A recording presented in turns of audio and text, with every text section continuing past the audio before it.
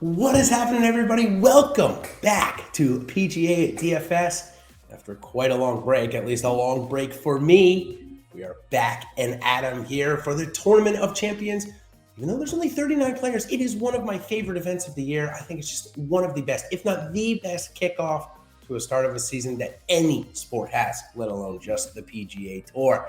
So we're going to get you all of the top value picks here in this short form video. Of course, if you haven't seen my course and player preview, check that out. That'll be in right underneath this video here. Make sure you like and subscribe to our channel so that when these videos do come live, you are getting notified about it right away and can make the picks that you need to. Hopefully going to win you a lot of money in the process. Speaking of winning a lot of money in the process, a new fantasy sports site, if you haven't checked them out, is Jock Market, the sponsor of our video on demand series here. And if you haven't heard about them, well, they're fantasy sports into a stock exchange. You make money every minute, every second, every hour that an event is going on. You get to buy and sell shares of players in real time for real money. And listen, we've got the best thing for you coming up. Use our exclusive Awesemo promo code and get up to a $50 bonus on your first deposit. So pretty good stuff going on over there at Jock Market. We'll be talking quite a bit about more of them today and tomorrow. Today's Tuesday, so we'll have our live show with Ben Raz and I at 1 o'clock. If you're watching this before then, great. If not, make sure you watch us back on replay if you happen to miss it. So let's go ahead and jump into the top values. Now, again, I already mentioned right off the top, there's only 39 players this week, so I'm covering about 15% of the field here. Just keep that in mind.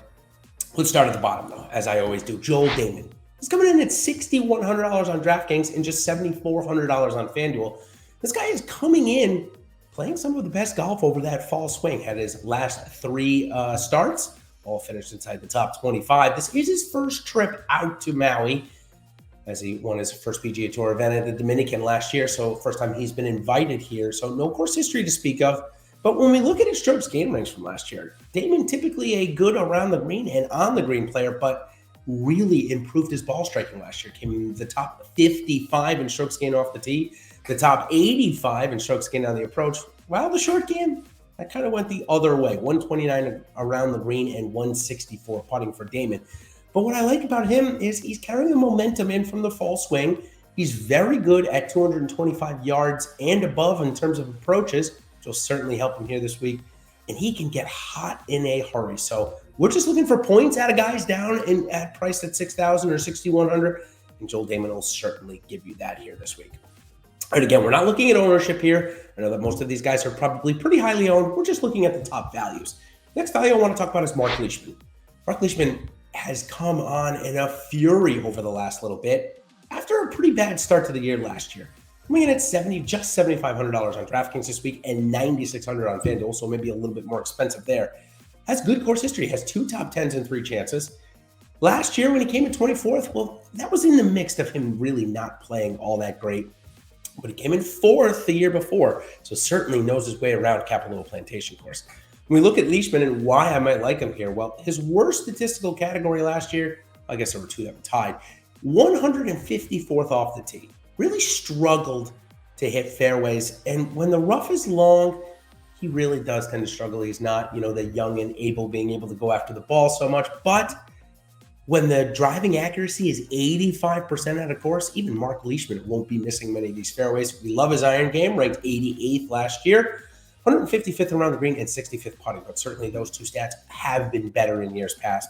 Maybe a little bit of the reason why he didn't have such a good year last year, but still, fire up Marc Leishman, 7,500 this week. All right, my third value on the board, this guy finally got his win after so many years, having his first win at the Puerto Rico Open, and it's Tony Finau coming in at 8,200 this week. Had a bad start here last year, but that was in the mix of him trying to really retool his game and figure it out. Came 31st. But the time before that, after he won the Puerto Rico Open, he came in 7th. And I feel like this course would really suit Tony Finau. He's superb with his long irons and long approaches, as I just mentioned with Joel Dahmen. Tony Finau is even better than him there. Plus, coming in at only 8,200 and playing relatively good over that last little bit in the fall. I like the momentum Finau carries into this year. You look at the strokes gain ranks, 36th off the tee, 12th on the, 32nd on the approach. That's 2 great stats. And then get this, 15th around the green. Completely retooled his game. He looked fantastic there. Of course, He would win many more times if he was top 50 in strokes gained putting, but he is not ranked 91st. So Tony Finau, fire him up. He is the third value on the board. Now my top end values go a couple of different ways with this, but given the fact that Jordan Spieth had a retool of the year, a rekindle, if you will, and such good course history here, which makes sense given the fact that strokes gained off the tee is his worst statistic, ranked 135th last year, which, by the way, is actually really good for somebody like him. If Spieth cracks the top 100 in strokes gained off the tee, watch out for him. He's too good everywhere else for it not to matter. So getting back to an 84% driving accuracy, there's no secret as to why Spieth has come in the top 10 in all 4 trips out to Kapalua.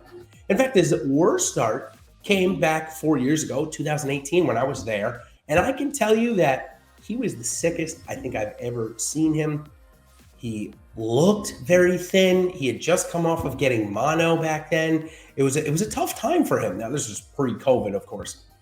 It was a tough time for him. In fact, I have a picture of him and my wife that I got on the first tee there. And you can even see the difference in his body type from now until then. So even with him being super sick, still comes in the top 10. Maybe something like this golf course is made for Jordan Spieth. I love that fact that he's below 9,000.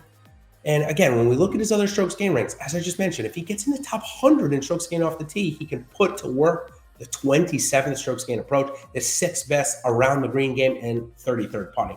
But everybody knows that Spieth is probably still one of the best putters on tour, even if the fact that he came in 33rd strokes gain putting last year. All right, last guy I want to talk about is Xander Schauffele. If you follow me on Twitter, if not, maybe you should, at DFS Golfer 23. When salaries dropped right away, I figured he would come in as one of the highest owned golfers. First off, he's below 10,000, and typically when he's below 10,000, people love to jump on Xander. Then you throw in the fact that he's been in the top 5 here the last 3 times he's come, 5th and 2nd in the last 2 years, and in 9,500, Xander Schauffele will be highly targeted, but for good reason. He presents really good value here this week.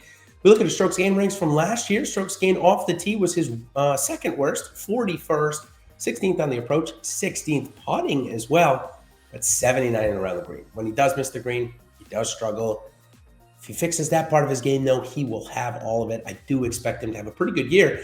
And in fact, he's only here because he won the Olympics. He hasn't won a PGA Tour event. Well, I should say, he won the Tour Championship last year, but by the strokes, by the handicap, he didn't. He actually kept his winless streak for quite a while of actual PGA Tour events.